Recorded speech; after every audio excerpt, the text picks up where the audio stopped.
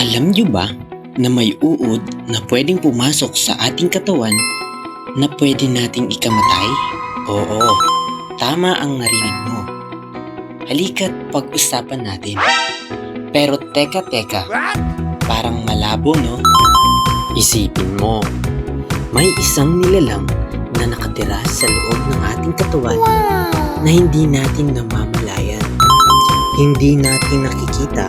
Hindi mo siya nararamdaman sa umpisa, pero habang lumalaki siya, ay unti-unti nitong sinisira ang kalusugan mo. At sa matinding kaso, maaari mo itong ikamatay. Ano nga ba ang parasite na ito? At paano ito napupunta sa loob ng tao? Tara, linawin natin. Una, ano nga ba ang tawag sa parasite na ito? Parasite na ito ay tinatawag na tapeworm o bulati sa bituka na maaaring makapasok sa katawan kapag kumain tayo ng hilaw o kulang sa luto na karne. Pati na rin ang pagkain at tubig na kontaminado. And guess what? Kapag nasa loob na siya ng bituka, kumakain siya ng sustansyang dapat ay para sa katawan mo. Kaya, maaaring makaranas ang isang tao ng pananakit ng tiyan, mabilis na pagbaba ng timbang, panghihina at matinding gutom. Mas delikado pa rito, maaaring makarating ang mga itlog nito sa utak o iba't ibang bahagi ng katawan.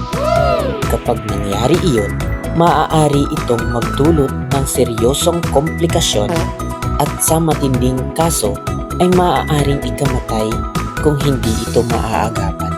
Pero huwag kang basta-bastang matakot dito. Ang pinakamabisang panlaban dito ay ang tamang pag-iwas. Laging lutuing mabuti ang karne, uminom ng malinis na tubig at ugaliing maghugas ng kamay bago kumain. Kaya sa susunod na kakain ka, tandaan mo, hindi lahat ng kalaban ay nakikita ng mga mata. Ang simpleng kalinisan at tamang pagkain ay pwedeng magligtas ng buhay.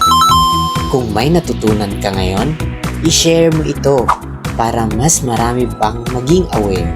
Hanggang sa susunod na malabong usapan, bye-bye!